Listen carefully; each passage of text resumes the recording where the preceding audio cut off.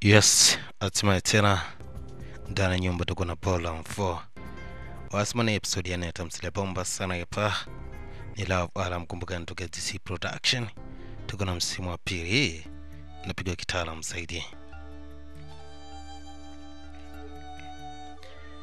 Wasema lazima tuunganishe pale ambapo tumeishia ili kuhakikisha tunaweka vitu vinaendelea kwa sawa sawia zaidi. Basi lazima tujue hatima ya mkali wa kufahamika kwa jina Lasoniona mkali hiyo.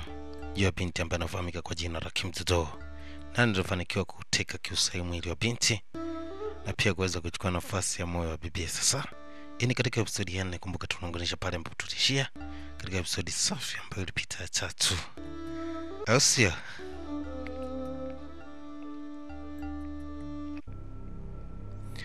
Wasema kilikuwa na kipindi ambapo binti aliamua kuambatana na mkali katika eneo ambalo alikuwa ni la gereza, na huko mwamba alihitaji kwenda kuonana na babake, kwani babake alikuwa na kesi nzito sana ya mauaji. Lakini kwa sasa ilikuwa ni muda mrefu toka akiwa mdogo hajawahi kupata nafasi ya kumuona babake, lakini leo alihitaji kupata nafasi ya kumuona mzee mzima, mzee baba, ni babake na Yeon.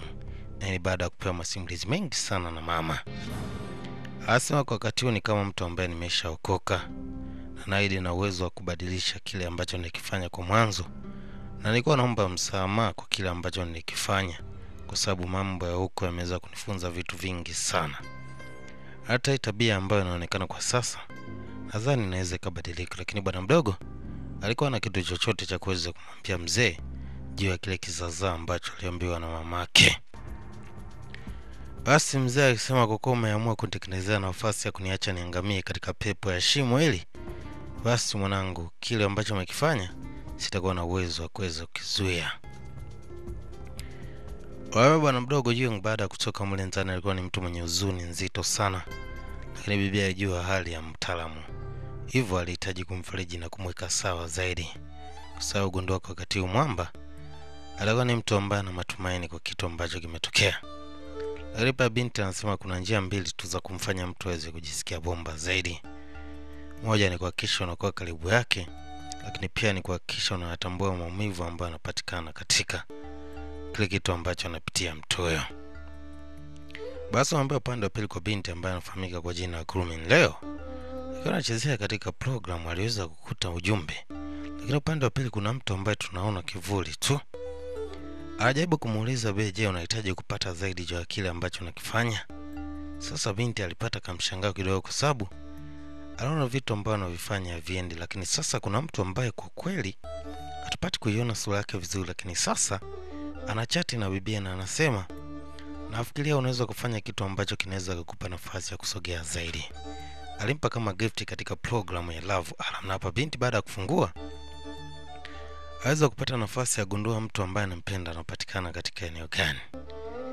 Asema ungempatia mwanga wa kujua mtu ambaye anampenda anatokea katika eneo gani. Kitu cha kushangaza ni moja kwa moja katika jengo moja kubwa sana. Sasa hapa nakupatia story kidogo ili ukae sawa upate mwongozo zaidi.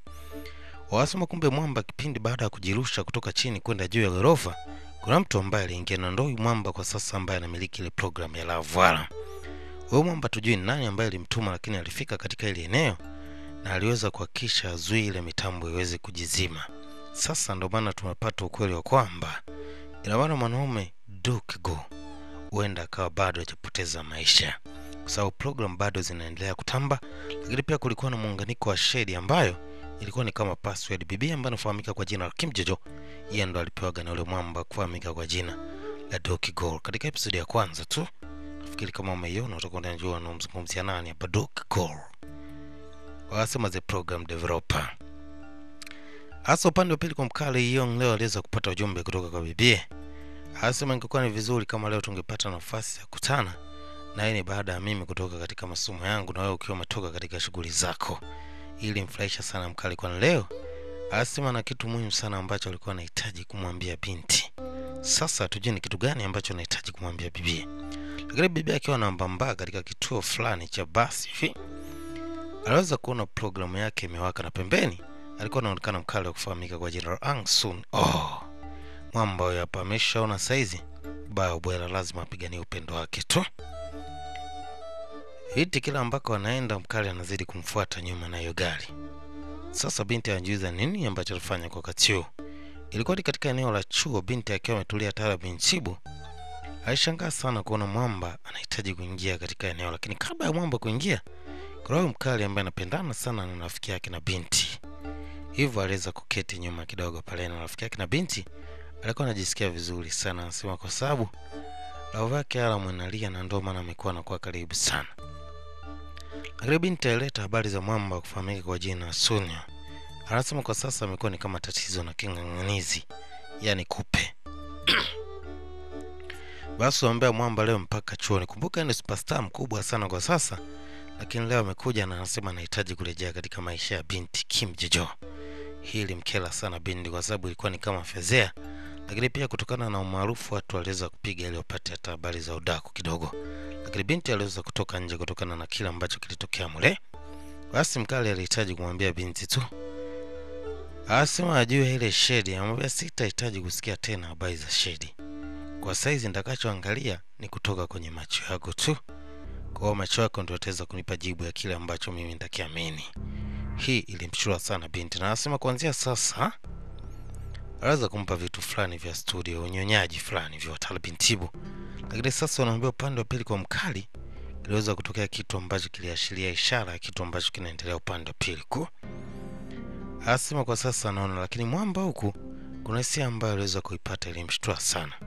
Hivyo alihitaji kuwasha programu yake na hapa aliona kama kuna kitu ambacho kinafuta ile taswira ya binti katika Love Alarm program. Hii ilimshtua sana. Sasa nini ambacho kinajiri katika sehemu safi inayofuata ya mzigo bomba sana wa Power Love Alarm? Hebu tukutane katika episode safi inayofuata ili kujua nini ambacho kitajiri, kwa sababu tayari mkali wa kufahamika kwa jina Sunio ni kama mtengeneza nafasi tena kwa binti. Huku mambo yetu akiwa anacho taarifa ya jogi kinachoendelea upande wa pili. Hebu tukutane katika sehemu safi ya 5 ili kuendelea kunja burudani bomba sana hapa ya Love Alarm. Kumbuka inatokea Zizi Production, Jumbura burudani langu jina Wali Tafaru DJ Mwamba. Kwa hiyo tuendelea kusonga na burudani bomba sana hapa. Let's say ciao. Kamsamida. Hello.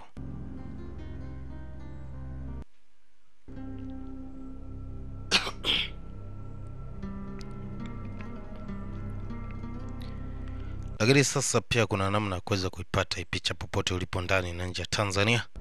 Hakikisha unacheck na namba ya simu 0686414059. Hapo utapata picha kwa njia ya linki. Kwa wale ambao tayari tuko kwenye group la WhatsApp, nafikiri wengi tumeshaipata. Lakini kwa wale ambao bado hatujajiunga katika group la WhatsApp la 0686414059, ibada yako sasa kujiunga kwenye group, na hapo utapata picha za DJ mbalimbali wote wakali wa Tanzania, bila kusahau picha zinazoandaliwa katika kitengo production pale STC Production kwa Furu DJ Jiko la burudani, au sio? Hebu tukutane katika episode safi inayofuata. Kuendelea kunjua burudani bomba sana hapa. Let's say ciao.